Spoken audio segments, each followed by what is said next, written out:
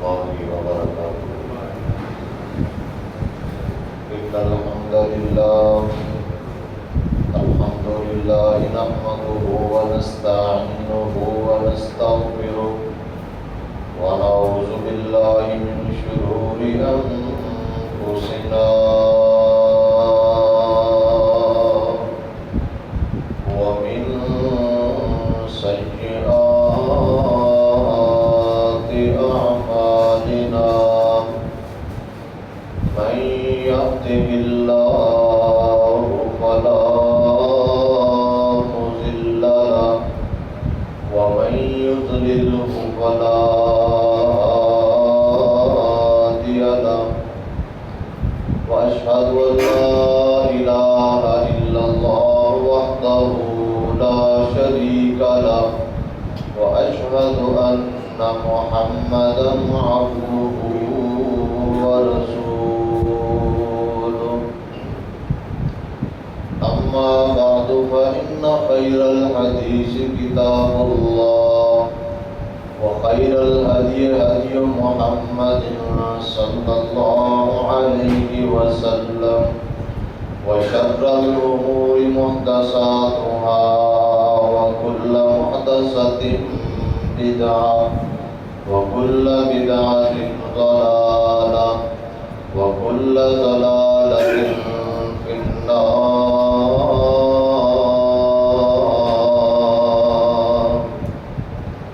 اللهم صل على محمد وعلى آل محمد كما صليت على إبراهيم وعلى آل إبراهيم إنك حميد مجيد.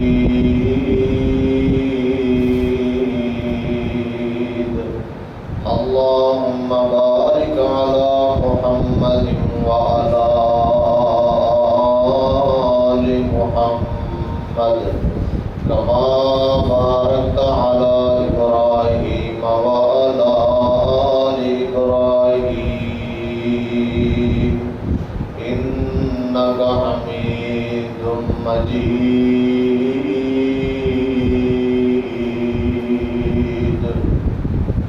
قال الله تبارك وتعالى: أعوذ بالله السميع العليم من الشيطان الرجيم. بسم الله الرحمن الرحيم. فإن آمنوا بمثل ما آمنتم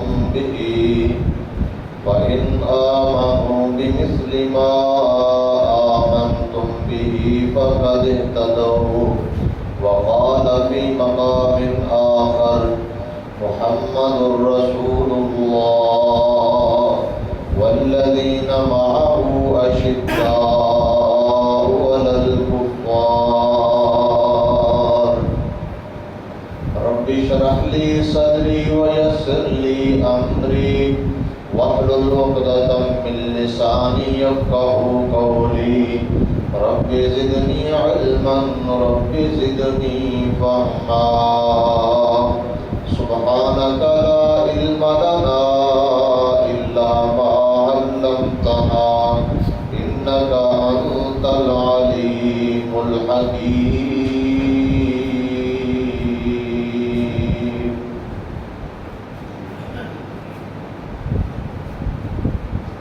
اما قسم کی حمد و ثنا اللہ رب العالمین کی ذات پاک کے لیے خاص ہے. جائز اور مصنون درود و سلام امام الاولین والآخرین خاتم المرسلین پوری کائنات کے سردار پیغمبر جناب محمد الرسول اللہ صلی اللہ علیہ وآلہ وسلم کی ذات گرامی پر ذی وقار معزز سامعین و سامعات،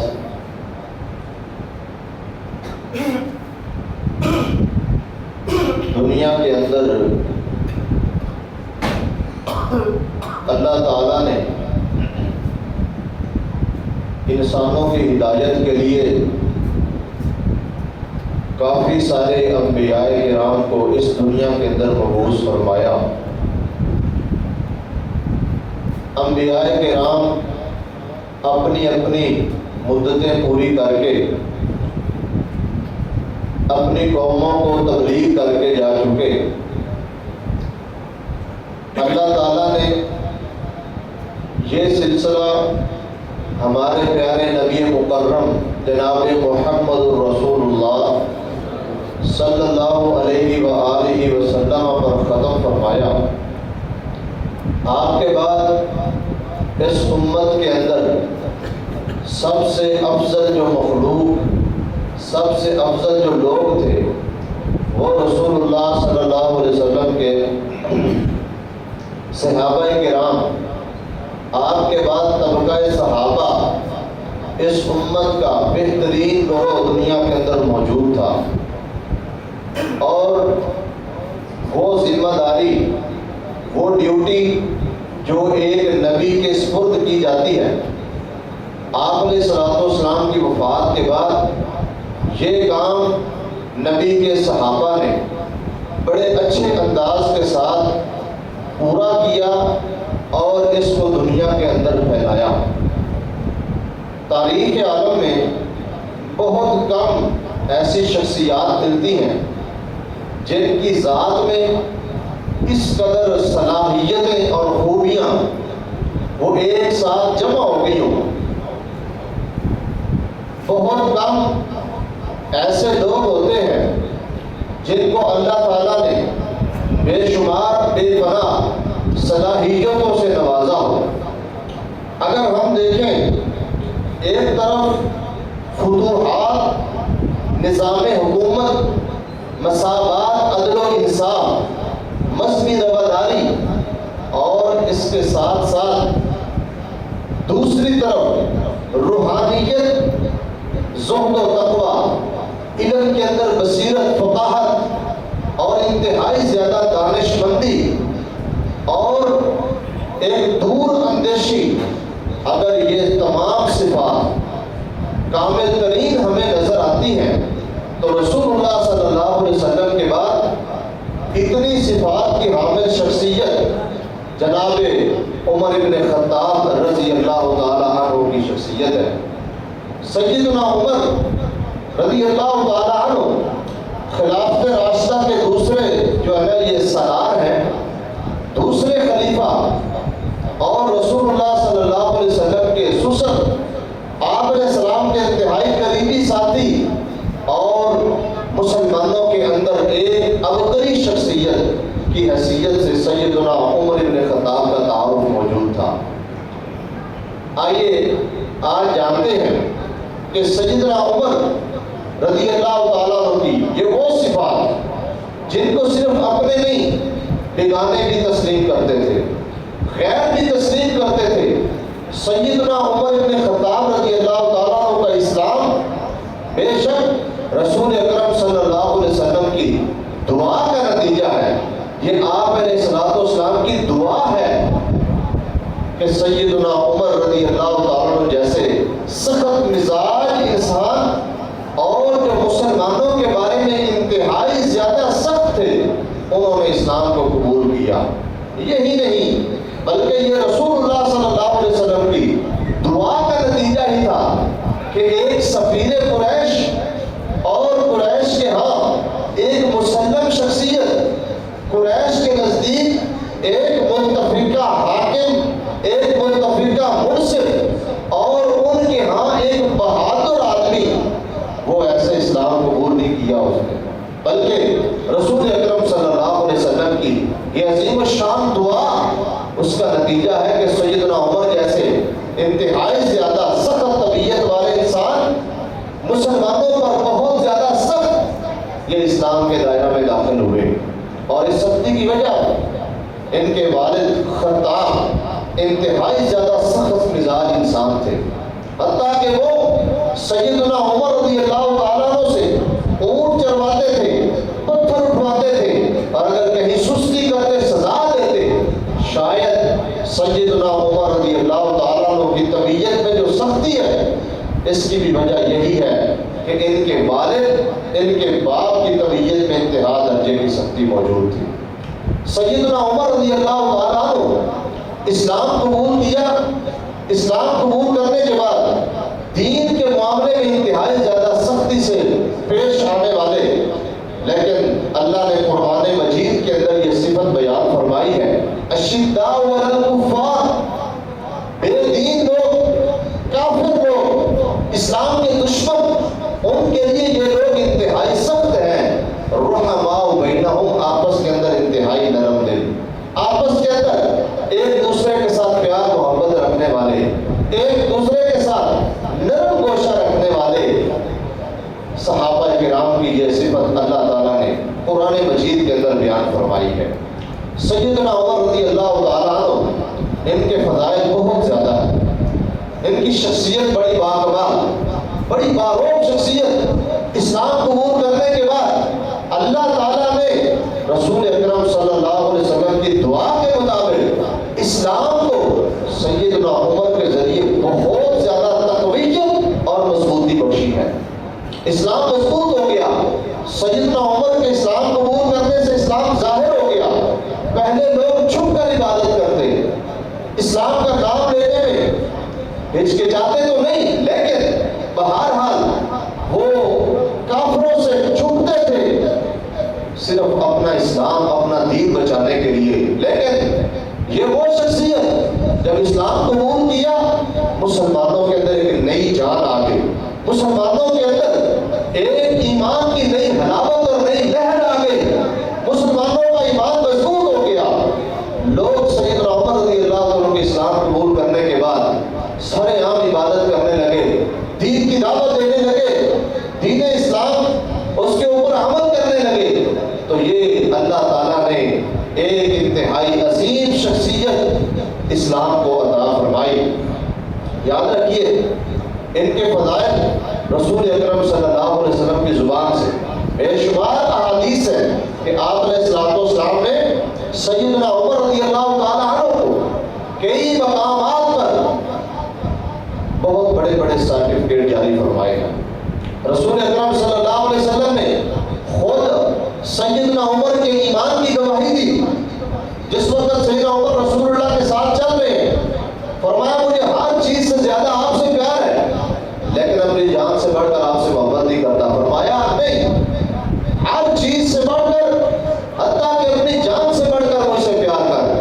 تو سیدنا عمر نے فرمایا تھا میں اپنی جان سے بھی بڑھ کر آپ کے ساتھ محبت کرتا ہوں، آپ کے ساتھ پیار کرتا ہوں۔ فرمایا تھا الآن یا عمر، اب تو مومن ہے، اب تو ایماندار ہے۔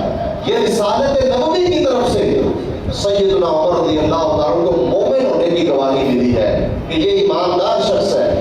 اور اس بات کی دلیل کہ سیدنا عمر اپنی ذات سے بھی بڑھ کر رسول اللہ کے ساتھ پیار کرتے، رسول اللہ کا احترام کرتے تھے۔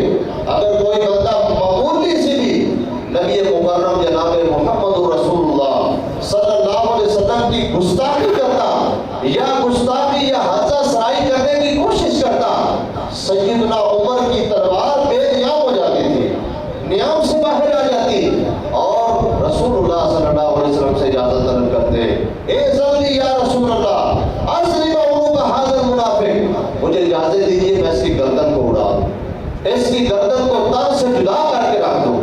یہ سیدنا عمر کا ایمان اور رسول اللہ صلی اللہ علیہ وسلم کے ساتھ محبت۔ اور سیدنا عمر رضی اللہ عنہ کتنے بڑے دیندار، کس قدر دین پر مضبوط اور استقامت اختیار کرنے والے تھے۔ صحیح بخاری کی روایت، نبی علیہ السلام نے فرمایا میں نے خواب کے اندر کچھ لوگوں کو قمیض پہنے دیکھا، کچھ لوگوں کو قمیض جو ہے وہ ان کے سینے تک پہنچتی ہے، کئیوں کو اس سے تھوڑی نیچے جاتی ہے، کئیوں کی چھوٹی ہے، کئیوں کی بڑی ہے، لیکن میں نے سیدنا عمر رضی اللہ تعالیٰ کو ایک اتنی بڑی قمیض پہنے دیکھا ہے کہ وہ اتنی بڑی قمیض ہے جس کو سیدنا عمر کھینچ رہے ہیں، اس کو کھینچتے آ رہے ہیں۔ صحابہ نے پوچھا آپ نے اس کی کیا تعبیر فرمائی ہے؟ آپ علیہ السلام نے فرمایا الدین، یہ سیدنا عمر رضی اللہ عنہ کے دین کی علامت ہے کہ ان کا پورا جسم، ان کی پوری شخصیت دین اسلام کے رنگ میں رنگی ہوئی ہے۔ سیدنا عمر رضی اللہ تعالیٰ عنہ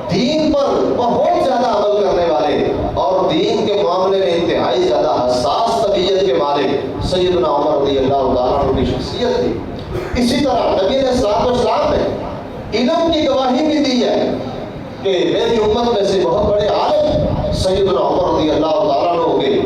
یہ بھی صحیح بخاری کی روایت ہے. آپ نے فرمایا میں خواب کے اندر میں نے دیکھا کہ میں نے دودھ پیا ہے، حتیٰ کہ میں سمجھتا ہوں کہ دودھ میں نے اتنا پی لیا ہے کہ وہ میرے ناخنوں سے نکلنے لگا ہے. سیراب ہو گیا ہوں، پوری طرح بھرپور طریقے سے میں نے سیر ہو کر دودھ پی لیا ہے. اور اس کے بعد بچا ہوا دودھ میں نے حضرت عمر رضی اللہ تعالیٰ عنہ کو پکڑا دیا ہے. صحابہ کرام نے پھر سوال کیا اللہ کے نبی اس کی کیا تعبیر ہے؟ فرمایا العلم، یہ جو بچا ہوا میں نے دیا ہے یہ سیدنا عمر رضی اللہ عنہ کو علم ہے، یہ حضرت عمر رضی اللہ عنہ کا علم ہے.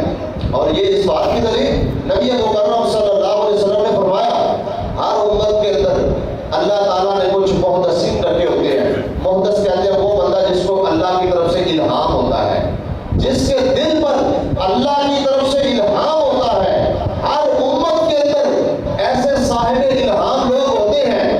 میری امت کا صاحب الہام، میری امت کا محدث سیدنا عمر رضی اللہ تعالیٰ عنہ ہے. اور پھر اس بات کا مشاہدہ آج کتب احادیث کے اندر موجود ہے. لوگوں نے دیکھا کہ سیدنا عمر رضی اللہ تعالیٰ عنہ کی کتنی موافقات ہیں، کس قدر ان کی فقاہت اور بصیرت ہے کہ فیصلہ وہ کرتے ہیں، رائے دیتے ہیں، ایک تجزیہ پیش کرتے ہیں، ایک خیال دیتے ہیں. وہ خیال اللہ تعالیٰ قرآن مجید بنا کر اپنے نبی کے سینے پر نازل فرما دیتے ہیں. کتنی موافقات ہے قرآن مجید کے اندر ہی، کتنی موافقات ہے.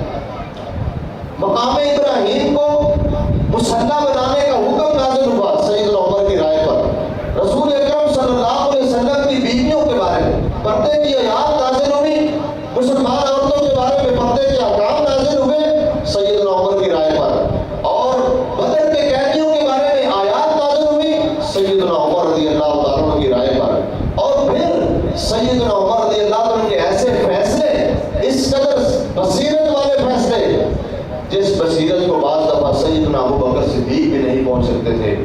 اس میں کوئی شک نہیں ہے، جامع الخصائص سیدنا ابو بکر صدیق کی ذات ہے. مجموعی لحاظ سے صحابہ میں سب سے افضل ذات سیدنا ابو بکر صدیق کی ہے، ان کی شخصیت ہے. لیکن جزوی اعتبار سے بعض چیزیں ایسی کہ جن کو سیدنا ابو بکر صدیق بھی سیدنا عمر کے برابر نہیں تھے. اور وہ یہ چیز ہے کہ رسول اللہ کی رائے بھی ہوئی ہے، سیدنا ابو بکر کی بھی ہوئی ہے، لیکن حضرت عمر کی مختلف ہو گئی ہے. سیدنا عمر رضی اللہ عنہ کی رائے مختلف ہے. اور پھر اللہ تعالیٰ نے سیدنا عمر کی رائے کی مضبوطی اور پختگی اور اس کا کتنی تاکید کی اور تائید کی کہ قریب تھا اپنے نبی کو متنبع کیا کہ عذاب تمہارے اوپر نازل ہو جاتا، تمہارے اس فیصلے کی وجہ سے اللہ کی طرف سے کہیں عذاب نہ آ جاتا. اللہ نے اصلاح فرما دی، سیدنا عمر کے موقف کی تائید فرما دی. یہ اللہ کی طرف سے سیدنا عمر کو بصیرت ملی تھی. اس کا ایک اور واقعہ میں آپ کے سامنے رکھتا ہوں، بالکل صحیح روایت ہے. نبی مکرم جناب محمد رسول اللہ صلی اللہ علیہ وسلم صحابہ کے درمیان بیٹھے ہوئے ہیں. سیدنا ابو ہریرہ فرماتے ہیں صحابہ کرام بیٹھے ہیں، ہم بھی بیٹھے ہیں. اچانک نبی مکرم اٹھ کر چلے گئے. کافی دیر ہو گئی، صحابہ کرام پریشان ہو گئے کہ کہیں آپ کو کوئی تکلیف ہی نہ چیز پہنچا دے. سب سے پہلے سیدنا ابو ہریرہ اٹھے اور رسول اللہ صلی اللہ علیہ وسلم کو تلاش کرنے نکل گئے. دیکھا کہ رسول اللہ صلی اللہ علیہ وسلم مدینے کے ساتھ ایک باغ کے اندر ہے. وہاں جب گئے تو سیدنا ابو ہریرہ رضی اللہ عنہ کو رسول اللہ نے پوچھا کہ ابو ہریرہ کیسے آنا ہوا، کیسے آگے میرے پیچھے؟ فرمایا اللہ کے نبی آپ ہمارے سے جدا ہو گئے، ہم نے سمجھا کہ آپ کو کوئی تکلیف ہی نہ پہنچ جائے، اس لیے میں آیا ہوں. نبی علیہ الصلوۃ والسلام نے فرمایا میرے یہ 2 جوتے پکڑو اور لے جاؤ، اور اس باغ کے باہر جو بھی شخص آپ سے ملے اور وہ شخص اللہ کی وحدانیت کا اقرار کرتا ہو، میری رسالت کا بھی اقرار کرتا ہو، یعنی پکا اور سچا مسلمان ہو، اس کو جنت کی خوشخبری دیجیے. فبشرہ بالجنہ، وہ توحید پر کار باندھ ہو، اس کا عقیدہ درست ہو، اس کا ایمان بالکل صحیح ہو، اس بندے کو جنت کی بشارت دے دیجیے. اللہ کا کرنا ایسا ہوا کہ سیدنا ابو ہریرہ باہر نکلے تو سب سے پہلے سامنا اور ٹاکرا حضرت عمر رضی اللہ عنہ کے ساتھ ہو گیا. سیدنا عمر نے پوچھا آپ ابو ہریرہ کہاں سے آ رہے ہیں؟ کہا یہ نبی علیہ السلام نے مجھے بات ارشاد فرمائی ہے تو میں آپ سے آ رہا ہوں، یہ جوتے نبی علیہ السلام کے میرے پاس بطور نشانی کے ہیں کہ میں نبی علیہ السلام کے پاس سے ہی آ رہا ہوں. اور آپ نے یہ فرمایا کہ جو بندہ بھی مومن ایمان والا ہے اس کو جنت کی بشارت دے دو. سیدنا عمر نے یہ بات سنی اور حضرت ابو ہریرہ کو سینے میں تھپڑ دے مارا. سیدنا ابو ہریرہ نیچے گر پڑے، واپسی جا کے رسول اللہ کو شکایت لگا دی. اللہ کے نبی حضرت عمر نے مجھے ایسے جو ہے نا وہ تھپڑ مارا ہے، مجھے دھکا دیا، میں گر پڑا ہوں. حتیٰ کہ حدیث کے لفظ ہیں، سیدنا ابو ہریرہ فرماتے ہیں فَأَجْحَشْتُ الْبُكَاءَ، میں ہچکیاں لے کر رونے لگا. اس قدر جو ہے نا وہ سیدنا ابو ہریرہ کو دکھ ہوا. نبی علیہ السلام پوچھا سیدنا عمر سے بھی کیا معاملہ ہے، کیوں مارا؟ فرمایا اللہ کے نبی آپ نے اسے حکم دیا کہ یہ بات جا کر لوگوں کو کہہ دے کہ جو بندہ اللہ اور اس کے رسول پر ایمان رکھتا ہے وہ جنت میں چلا جائے گا. جی میں نے ہی اس کو حکم دیا ہے کہ جا کر خوشخبری سنا دو. فرمایا اللہ تفضل، اللہ کے پیغمبر آپ یہ کام نہ کیجیے، لوگوں کو اس بات کی خوشخبری نہ دیجیے. اذا یتقلوا، لوگ توکل کر کے بیٹھ جائیں گے، لوگ نماز چھوڑ دیں گے، زکات چھوڑ دیں گے، روزہ چھوڑ دیں گے، حج چھوڑ دیں گے، جہاد چھوڑ کر بیٹھ جائیں گے، لوگ اعمال کرنے چھوڑ دیں گے، توکل کر کے بیٹھ جائیں گے کہ ہم نے کلمہ پڑھ لیا، مسلمان ہیں لہذا ہم جنت میں چلے جائیں گے. اللہ کے نبی نے حکم دیا، عمر رضی اللہ عنہ بالکل ٹھیک کہہ رہے ہیں، اس بات کی خبر لوگوں کو نہ دیجیے. یہ سیدنا عمر کی ایک رائے ہے، یہ سیدنا عمر کا ایک فیصلہ ہے جس کی تصدیق خود رسول اللہ صلی اللہ علیہ وسلم نے کی ہے. تو سیدنا عمر رضی اللہ عنہ صاحب الہام شخصیت، صاحب بصیرت، اللہ کے نبی جناب محمد رسول اللہ صلی اللہ علیہ وسلم کی امت میں سے ایک صاحب علم اور بہت بڑے عالم دین تھے، بہت بڑے فقیہ تھے. اس کے ساتھ ساتھ رسول اللہ صلی اللہ علیہ وسلم کے محبوب، اللہ کے نبی صلی اللہ علیہ وسلم کی حدیث پوچھا گیا ای الناس احب الیک، اللہ کے نبی لوگوں میں سب سے زیادہ محبوب آپ کو کون ہے؟ فرمایا مجھے سیدہ عائشہ زیادہ محبوب ہے. پوچھا گیا من الرجال، مردوں میں سے سب سے زیادہ کون پسند ہے؟ مردوں میں سے آپ سب سے زیادہ کس سے محبت کرتے ہیں؟ فرمایا ابوہا، سیدہ عائشہ کے باپ یعنی حضرت ابوبکر صدیق سے مجھے سب سے بڑھ کر محبت ہے. پھر پوچھا گیا ثم من، پھر اس کے بعد کون ہے؟ فرمایا عمر بن الخطاب رضی اللہ تعالی عنہ. یہ اللہ کے نبی کی محبوب شخصیت ہے. خود رسول اللہ سیدنا عمر سے محبت کرتے ہیں، پیار کرتے ہیں، اور نبی مکرم صلی اللہ علیہ وسلم کی جو ہے نا وہ مراد اور آپ کی دعا کا نتیجہ سیدنا عمر رضی اللہ عنہ کی شخصیت ہے. اور اس کے ساتھ ساتھ نبی مکرم صلی اللہ علیہ وسلم نے یہ بھی فرمایا، بے شک اس بات میں کوئی شک نہیں ہے کہ سیدنا عمر نبی نہیں تھے لیکن اللہ نے ان کے اندر صفات بہت بڑی بڑی رکھی تھی، بہت عظیم ترین صفات ان کے اندر. یہی وجہ ہے کہ آپ نے فرمایا اگر میرے بعد کسی نے نبی آنا ہوتا تو سیدنا عمر نبی ہوتے. یہ ان کی بصیرت پر دلیل ہے، یہ ان کی بصیرت ہے، علم ہے، فقاہت ہے، اور دین کے اندر مضبوطی ہے، تحمل پردگاری کے اور انتہائی مضبوط مزاجی ہے کہ جس قدر ایک نبی طاقتور ہوتا ہے، مضبوط ہوتا ہے، اللہ نے وہ صفات سیدنا عمر رضی اللہ تعالیٰ عنہ کے اندر بھی رکھ دی ہیں. آپ نے فرمایا لیکن بات یہ ہے لا نبی بعدی، میرے بعد کوئی نبی نہیں آئے گا. اگر آنا ہوتا تو سیدنا عمر کی ذات ہوتی، سیدنا عمر کی شخصیت ہوتی. اور سیدنا عمر کس قدر باروک دین کے اندر مضبوط، شیطان بھی اپنا راستہ بدل لیتا تھا. ایک دن نبی مکرم جناب محمد رسول اللہ صلی اللہ علیہ وسلم کے پاس آپ کی بیویاں بیٹھی ہوئی ہیں، کچھ باتیں ہو رہی ہیں، مطالبات کر رہی ہیں، آواز اونچی ہو گئی. سیدنا عمر باہر تشریف فرمائے، آئے، دروازے پر دستک دی، ساری امہات المومنین چھپ گئی، اٹھ کر چلی گئی، ڈر گئی کہ سیدنا عمر رضی اللہ تعالیٰ عنہ آ رہے ہیں. اندر آئے تو رسول اللہ صلی اللہ علیہ وسلم مسکرا رہے ہیں. فرمایا اضحک اللہ صدق، اللہ کے نبی اللہ تعالیٰ آپ کو مسکراتا رکھے، اللہ آپ کو ہنستا رکھے. بات کیا ہوئی ہے؟ فرمایا مجھے تعجب ہو رہا ہے ان عورتوں پر کہ یہ میرے سامنے بیٹھ کر اس طرح باتیں کر رہی تھی اور ان کی آوازیں بھی بلند ہو گئی تھی. فلما سمعنا صوتک ابتدرن الحجاب، جب انہوں نے تیری آواز سنی ہے باہر سے آنے کی تو یہ پردے میں چھپ گئی ہے، یہ حجاب میں چلی گئی ہے، سائڈ میں ہو گئی ہے، ڈر گئی ہے. سیدنا عمر نے کہا اللہ کے نبی کو تو آپ سے زیادہ ڈرنا چاہیے، مجھ سے زیادہ آپ کی شخصیت باروب ہے، آپ اللہ کے نبی ہیں، آپ سے زیادہ ڈرنا چاہیے. फरमाया था वल्लज़ी नफ्सी बियदिही मा लाकियक शैतान सालिकन फज्जन कद्दू इल्ला सालका फज्जन गैर फज्जिका। ऐ उमर, मुझे कसम है उस ज़ात की जिसके हाथ में मैं मोहम्मद की जान है, अगर शैतान भी एक रास्ते से आ रहा है, अगर सैयदना उमर एक रास्ते से आ रहा है और तू किसी गली से आ रहा है, किसी रास्ते से आ रहा है, शैतान अगर चलेगा तो तेरा रास्ता छोड़कर किसी और गली की तरफ जाएगा, कोई और रास्ता अपनाएगा, तेरे रास्ते में शैतान नहीं आएगा। ये सैयदना उमर का एक रूह, अल्लाह ने दीन के अंदर मजबूती और अल्लाह ताला ने शख्सियत के अंदर इस कदर सुबात और इस्तिक़रार रखा है कि शैतान भी सैयदना उमर रज़ी अल्लाह ताला को देखकर अपना रास्ता तब्दील कर लेता।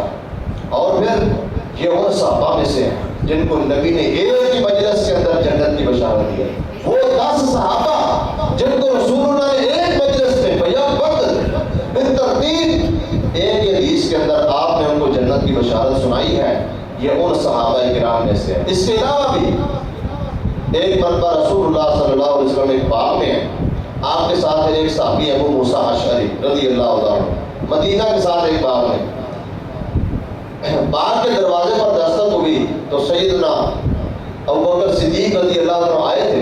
नबी अलैहिस्सलाम ने अबू मूसा अशअरी को कहा कि आप दरवाज़ा खोलें और जो आने वाला है उसको जन्नत की खुशखबरी दे दीजिए। अबू मूसा अशअरी ने ऐसे ही किया। उस वक्त से अबू बकर सिद्दीक आए थे। दूसरे दिन फिर ऐसे ही हुआ, आपने फरमाया दरवाज़ा खोलो और आने वाले को जन्नत की बशारत दे दो। फिर आने वाले कौन थे? सैयदना उमर रज़ी अल्लाह ताला, इस लिहाज से जन्नत की बशारत पाने वाले। तीसरे दिन फिर नबी करीम सल्लल्लाहु अलैहि वसल्लम ने फरमाया दरवाज़ा खोलो और आने वाले को जन्नत की बशारत दे दो, लेकिन साथ ये भी उनको बता दो कि जन्नत मिलेगी लेकिन बहुत सारी मुसीबतें काटना पड़ेगी, बहुत ज़्यादा फितनों का मुकाबला करना पड़ेगा। उस वक्त आने वाली शख्सियत जनाब उस्मान इब्न अफ़्फ़ान रज़ी अल्लाह ताला अन्हु की थी और ये रसूलुल्लाह सल्लल्लाहु अलैहि वसल्लम की पेशीन को बिल्कुल सच साबित हुई कि सैयदना उस्मान रज़ी अल्लाह ताला अन्हु के दौरे हुकूमत में बहुत सारे फितने उठे और उनको बहुत सारे फितनों का मुकाबला करना पड़ा। खुसूसन जब उनकी शहादत हुई है उस वक्त खवारिज का फितना और बागियों का फितना इस कदर उरूज पर था कि सैयदना उस्मान रज़ी अल्लाह ताला ने उनकी तरफ से शहीद कर दिया। इसी तरह नबी सल्लल्लाहु अलैहि वसल्लम ने एक दिन आप अलैहिस्सलाम एक पहाड़ पर चढ़े, ओहद पहाड़ पर। आपके साथ अबू बकर भी हैं, उमर भी हैं और सैयदना उस्मान भी हैं। ओहद पहाड़ ने हरकत करना शुरू कर दी। आपने फरमाया उस वक्त जा ओहद रुक जा, ठहर जा, अलैका नबिय्युन व सिद्दीकुन व शहीदान, तुझ पर अल्लाह का नबी खड़ा है, एक सिद्दीक खड़ा और 2 शहीद खड़े हैं। तो ये शहादत की खुशखबरी और शहादत की पेशीन कोई अल्लाह के नबी सल्लल्लाहु अलैहि वसल्लम ने हज़रत उमर के बारे में और उस्मान के बारे में अपनी ज़िंदगी में फरमा दी। इसके अलावा भी नबी इस्लाम की कई हदीस हैं जिनमें से उस्मान रज़ी अल्लाह अन्हु की शहादत का तज़किरा मिलता है और उनको इस बात की पेशीन गोई दी गई। इसी तरह सैयदना उमर रज़ी अल्लाह ताला अन्हु का ये मकाम, ये मर्तबा कि खुद रसूलुल्लाह सैयदना उमर के मामले में बड़ी गैरत खाते थे, बहुत गैरत का मुजाहरा करते। आपने वो मारूफ बात सुनी है कि नबी करीम सल्लल्लाहु अलैहि वसल्लम फरमाते हैं मैंने जन्नत में एक महल देखा, उसके बाहर उसके शहर में एक खूबसूरत हूर बैठी हुई है। तो मैंने पूछा कि ये किसका महल है? फरमाया ये आपके उम्मती जनाब उमर इब्न खत्ताब रज़ी अल्लाह ताला अन्हु का महल है। अजीम व शान महल अल्लाह ने जन्नत में तमीर फरमाया, ये उनका महल है। आपने फरमाया मेरा दिल तो चाहता था कि मैं उस महल में जाऊं, उस मकान में जाऊं, अपने सहाबी, अपने उम्मती और अपने पैरोकार का वो घर देखूं, लेकिन अगारू अलैका, मैंने आप पर गैरत खा ली, मुझे ये गैरत आ गई कि ये उनका मकान और मैं उसमें दाखिल हो जाऊं। तो सैयदना उमर रज़ी अल्लाह ताला फरमाने लगे अलैका अगारू या रसूलल्लाह, अल्लाह के नबी मेरे मामले में गैरत? आप जानते हैं ये मेरे लिए खुशबख्ती थी, मेरे लिए ये एक सआदत थी। कहने का मतलब अल्लाह ताला ने सैयदना उमर रज़ी अल्लाह ताला का जन्नत के अंदर महल अपने नबी को दुनिया के अंदर ही दिखला दिया। ये मकाम मर्तबा।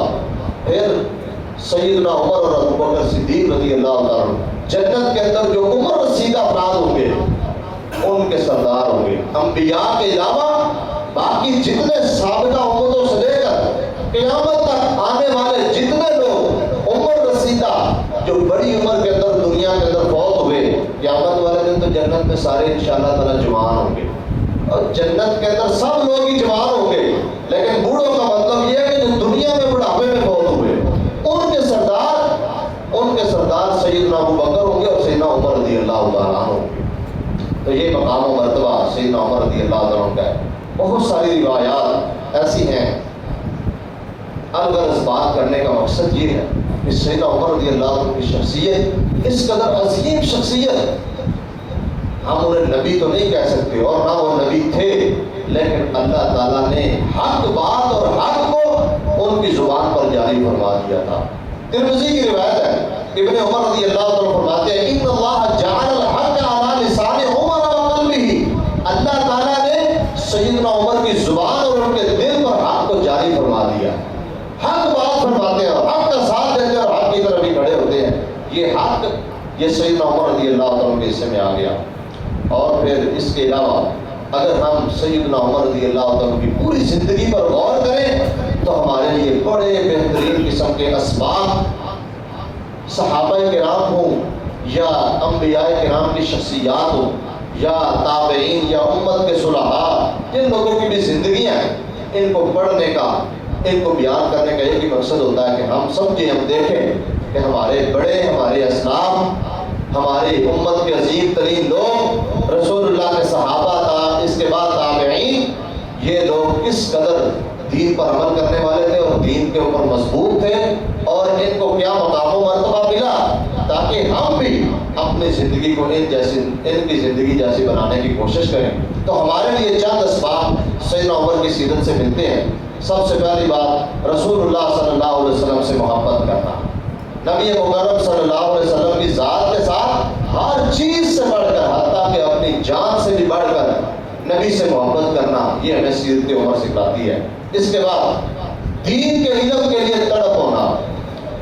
حضرت عمر رضی اللہ تعالیٰ عنہ، صحیح بخاری کی روایت ہے، فرماتے ہیں امام بخاری رحمہ اللہ نے اس حدیث کو ذکر کیا ہے صحیح بخاری میں کتاب العلم کے اندر، اور اس بات کے اندر لائے ہیں جس میں علم کے لیے باری مقرر کرنے کا بیان ہے۔ فرماتے ہیں میرا ایک دوست تھا انصاری، ہم نے نا آپس میں ترتیب بنائی ہوئی تھی، علم کا کتنا شوق ہے، ترتیب بنائی ہوئی، باری بنائی ہوئی ہے کہ ایک دن میں نبی کی مجلس میں حاضر ہوں گا اور ایک دن تم حاضر ہوگا، کیوں؟ تاکہ نبی کی زبان سے نکلنے والی کوئی بات ہم سے رہ نہ جائے، رسول اللہ کی کوئی حدیث سے ہم سے رہ نہ جائے۔ علم کا اس قدر زیادہ شوق ہے۔ فرماتے ہیں جس دن میرا بھائی، میرا ساتھی جاتا نبی کی مجلس میں اس دن کام کاج کرتا، اور جس دن میں جاتا اس دن وہ کام کاج کرتا۔ یعنی علم سیکھنے کی باری مقرر کر رکھی ہے۔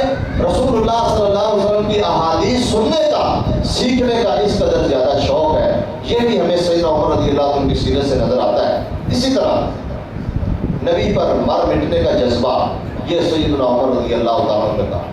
نبی علیہ السلام مال غنیمت تقسیم کر رہے ہیں، ایک بندہ آتا ہے، آ کر کہتا ہے آپ اے محمد عدل و انصاف کرو۔ اس بات کا سیدنا عمر رضی اللہ تعالیٰ عنہ کو بہت زیادہ غصہ آتا ہے۔ فرماتے اللہ کے نبی مجھے اجازت دیجیے، میں اس کی گردن اڑا دوں۔ اس کو اتنا پتہ نہیں ہے کہ انصاف اور عدل کا اصل جو علم بردار ہے، اور دنیا کے اندر جس کی ترغیب دلانے کے لیے آپ تشریف لائے ہیں، آپ کو یہ کہہ رہا ہے کہ عدل و انصاف کریں، لہذا یہ گستاخ ہے، مجھے اجازت دیں کہ میں اس کی گردن کو اڑا دوں۔ یہ نبی پر مر مٹنے کا جذبہ اور نبی کے گستاخ کے بارے میں یہ ذہن رکھنے کا جذبہ ہمیں سیدنا عمر رضی اللہ عنہ کی سیرت سے بدلتے عطا نظر آتا ہے کہ سیدنا عمر اس بارے میں ذرا برابر بھی کمپرومائز برداشت نہیں کرتے تھے۔ اسی طرح سیدنا عمر رضی اللہ عنہ کی زندگی ہمیں سبق دیتی ہے کہ ہمیشہ اتباع اور اطاعت اللہ کے نبی کی کرنی ہے، اللہ کی کرنی ہے اور اللہ کے رسول کی کرنی ہے۔ حجر اسود سامنے ہے، مخاطب ہو کر فرمانے لگے انی لعالم انک حجر، مجھے پتا ہے کہ تو ایک پتھر ہے، انک لا تضر ولا تنفع، نفع نقصان دینے کی صلاحیت تجھ میں نہیں ہے، لیکن میں صرف اور صرف تجھے بوسہ اس لیے دیتا ہوں کہ تجھے بوسہ رسول اللہ صلی اللہ علیہ وسلم نے دیا۔ یہ سیدنا عمر کی اتباع سنت، یہ دین کے معاملے میں غیرت کہ میں ایک پتھر کو بوسہ بھی صرف اس لیے دیتا ہوں दिया है। क्या मतलब कि सैयदना उमर रज़ी अल्लाह तआला अन्हु का अकीदा इतना मजबूत, ये हजरों शजरों से इस तरह के अकीदे रखना, उम्मीदें रखना, और इन मिट्टी की ढेरियों से ये अकीदे रखना, और ये बिन दूनिल्लाह अल्लाह के अलावा गैरुल्लाह को पुकारना और उनके वसीले डालना जो फौत हो चुकी है, ये शिर्क है। इस अकीदे की नफी की है सैयदना उमर रज़ी अल्लाह तआला ने। और बल्कि सैयदना उमर रज़ी अल्लाह तआला के बारे में तो ये भी आता है, उन्हें ये पता चला कि एक मकाम पर एक दरख्त है, लोग उसकी ताज़ीम करते हैं, उन्होंने दरख्त ही उड़वा दिया, दरख्त कटवा दिया कि लोग उसकी ताज़ीम करना शुरू हो गए हैं, लोग उससे कहीं गलत अकीदा का बनाना शुरू करते हैं। तो ये शिरक के अड्डों को मिटाना ये भी सैयदना उमर रज़ी अल्लाह तआला की सीरत के अंदर शामिल है। इसी तरह राह इलाही में सखावत, सभी इतने बड़े हैं, ग़ज़वा तबूक के मौके पर आधा माल, अपने घर का आधा सामान रसूलुल्लाह सल्लल्लाहु अलैहि वसल्लम के सामने पेश कर दिया। इसी तरह दुनिया से बेरग़बती इस कदर ज़्यादा है, साद इब्न अबी वक़ास फरमाते हैं कि हज़रत उमर इस्लाम लाने में तो हमसे मुक़द्दम नहीं है, यानी इस्लाम हमसे बाद में लाए हैं, लेकिन दुनिया की बेरग़बती ने उनको हमसे मुक़द्दम कर दिया। वो हमसे मुक़द्दम क्यों हो गए हैं? दुनिया से बेरग़बत, बेपरवाह, दुनिया की कोई फिक्र नहीं है। और इसकी एक मिसाल उनके ज़ुहद व वरा और दुनिया से बेरग़बती और सादगी की मिसाल एक ये भी है। उबैद बिन उमैर फरमाते हैं कि मैंने मैदान मीना के अंदर देखा कि सैयदना उमर रज़ी अल्लाह तआला जमरात को कंकरियां मार रहे हैं और उनके दोनों कंधों के दरमियान कमीज को 12 पैबंद लगे हुए हैं, 12 टांके लगे हुए हैं। इस कदर सादा लिबास पहनने वाले और दुनिया से बेरग़बत और ज़ुहद व वरा के मालिक सैयदना उमर रज़ी अल्लाह तआला अन्हु थे। सैयदना उमर रज़ी अल्लाह तआला अन्हु इतनी बड़ी हुकूमत, इतने बड़े हुक्मरान होने के बावजूद इस कदर ज़्यादा सादगी है। और आखिर में मैं सैयदना उमर रज़ी अल्लाह अन्हु की सीरत के हवाले से चंद बातें हुक्मरानों के लिए भी अर्ज करना चाहता हूँ कि सैयदना उमर रज़ी अल्लाह तआला अन्हु की शख्सियत दुनिया के अंदर सिर्फ एक आम शख्सियत नहीं, बल्कि 10 साल बहुत लंबी चौड़ी हुकूमत की है सैयदना उमर रज़ी अल्लाह तआला। ठीक ठाक लंबा चौड़ा इलाका सैयदना उमर रज़ी अल्लाह तआला के ज़ेरे तसल्लुत था, बहुत ज़्यादा फतूहात हुई। तो आइए हमारे हुक्मरानों को, बल्कि जितने भी मुसलमान हुक्मरान हैं, जिनको भी अल्लाह ताला मुसलमानों पर हुक्मरानी देता है, उनका ये फर्ज बनता है कि वो सैयदना उमर रज़ी अल्लाह तआला की सीरत को पढ़ें और उस पर अमल करें और उस तरह ही बनने की कोशिश करें। सैयदना उमर रज़ी अल्लाह तआला अन्हु की सीरत को अगर पढ़ें तो हुक्मरानों के लिए सबसे पहली बात ये समझ आती है कि अवाम के मसाइल को हल करने की तड़प सैयदना उमर रज़ी अल्लाह तआला अन्हु के अंदर मौजूद थी। अब्दुल्लाह बिन अब्बास फरमाते हैं कि हज़रत उमर की आदत थी, नमाज पढ़ाने के बाद बैठ जाते और पूछते किसी का कोई मसला है या किसी का कोई शिकायत है तो मुझे पेश करें। अगर लोग शिकायत या मसाइल पर पूछने के लिए आते, उनके सुनते और हल फरमाते, अगर ना होता तो उठकर घर चले जाते। ये तड़प हर एक हुक्मरान के अंदर होना जरूरी है और हर हुक्मरान उसको अल्लाह से डरना चाहिए। हर बादशाह को, हाकिम वक्त को उसके दिल में अल्लाह का डर होना चाहिए। अपनी सियासत को चमकाने के लिए हुदूदुल्लाह को क्रॉस करना हमारे हुक्मरानों का वतीरा बन चुका है। इस्लाम का मजाक उड़ाना हमारे हुक्मरानों का वतीरा बन चुका है। इस्लाम का दीन को बतौर मजाक पेश करना और अपनी बात को जो है ना वो चमकाने के लिए पेश करना, ये इंतहाई खतरनाक मामला है। एक होता है दीन पर अमल ना करना, दूसरा होता है दीन का मजाक उड़ाना। मेरे भाइयों, ये दो बहुत बड़े फर्क वाली चीजें हैं। दीन पर अमल ना करना ये सुस्ती है, अल्लाह माफ कर देगा, लेकिन दीन का मजाक उड़ाना, दीन के नाम पर लोगों को धोखा देना, ये बाज़ दफा इंसान को कुफ्र तक ले जाता है। दीन का इस्तेज़ा, दीन का मजाक, इसकी गुंजाइश दीन इस्लाम के अंदर बिल्कुल मौजूद नहीं है और ये तड़प हर हुक्मरान के अंदर पैदा होना जरूरी है। दूसरी बात, गरीबों का ख्याल करना। हज़रत उमर अपने आमिलों को और गवर्नरों को इस बात का हुक्म देते थे, सही बुखारी की रिवायत, कि सबसे ज्यादा ख्याल गुरबा और मसाकीन का करना है। जो गरीब लोग हैं, नादार लोग हैं, मुफलिस लोग हैं, उनका सबसे ज्यादा ध्यान और ख्याल करना है। ये भी हर हुक्मरान की जिम्मेदारी है। हुक्मरान की जिम्मेदारी ये नहीं है हुकूमत ले ली, मजे लूट लिए, 2-4 दिन की बादशाह, یہ دنیا کی بادشاہ، دنیا کی رنگ رنگینی، یہ چمکے، یہ سب ختم ہو جائیں گے. کتنے ایسے بڑے بڑے اپنے آپ کو جو ہے نا بڑے حکمران اور بڑے بادشاہ سمجھنے والے اور اپنے آپ کو جو ہے نا بہت بڑا جاننے والے، وہ بیچارے ہلنے ڈلنے سے عاجز آ چکے ہیں. وہ بیچارے خود جو ہے نا وہ کھانا نہیں کھا سکتے، خود اٹھ کر واش روم تک نہیں جا سکتے. اللہ نے دنیا کے اندر عبرتناک سزا دی ہے، دنیا کے اندر لوگوں کو انجام بتایا. یہ دنیا کی بادشاہ ٹھاٹ باٹ اس کی کوئی حیثیت نہیں ہے. یہ تو ایک بہت بڑی ذمہ داری ہے، بہت بڑا امتحان اور آزمائش ہے جو ایک بندے پر ڈال دیا جاتا ہے. آپ نے نہیں فرمایا کلکم راع و کلکم مسئول عن رعیتہ، یہ ہر بندہ ذمہ دار ہے اور یہ سب سے بڑھ کر حکمران ذمہ دار ہے. اور پھر آپ نے یہ بھی فرمایا الامام العادل، ایک نیک سیرت حکمران، عدل و انصاف کرنے والا حکمران اور صحیح دین کا جو ہے نا وہ پرچار کرنے والا اور دین پر عمل کرنے والا، قیامت والے دن اللہ کو اس کو اپنے عرش کا سایہ نصیب فرمائے گا. اس قدر اس کی فضیلت ہے. اسی طرح حکمرانوں کو چاہیے خود بھی نماز کی پابندی کرے اور لوگوں کو نماز کی پابندی کا حکم دے. سیدنا عمر رضی اللہ تعالیٰ جب اپنے عمال کو بھیجتے تو یہ فرمایا کرتے تھے ان اہم امورکم عندی الصلاۃ، میرے نزدیک تمہاری سب سے اہم ڈیوٹی، سب سے اہم فریضہ نماز ہے. اس کے بارے میں سستی نہیں کرنی. جہاں جس علاقے میں جا رہے ہو، جس علاقے میں تمہاری ذمہ داری ہے، خود بھی نماز قائم کرنی ہے، لوگوں کو بھی نماز کی دعوت دینی ہے، لوگوں کو بھی نماز کے لیے تیار کرنا ہے. اسی طرح بازاروں کی خبر گیری کے لیے سیدنا عمر بازاروں میں نکل جاتے، لوگوں کے مسئلے مسائل سنتے، دیکھتے، اصلاح کرتے. یہ ہوتا حکمران کا کام، یہ حکمران کی ڈیوٹی کے اندر شامل ہے.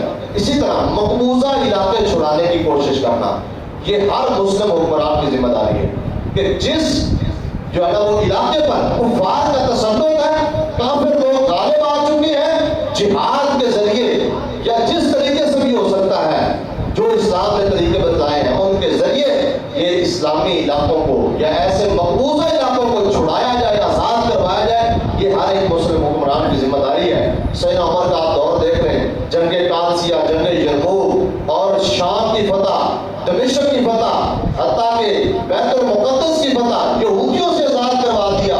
حضرت عمر رضی اللہ عنہ کا دور فتوحات کے حوالے سے بڑا سنہری دور ہے اور اس دور میں مسلمانوں کو بہت زیادہ مضبوطی ملی. اور اصل عزت جہاد کے اندر ہے.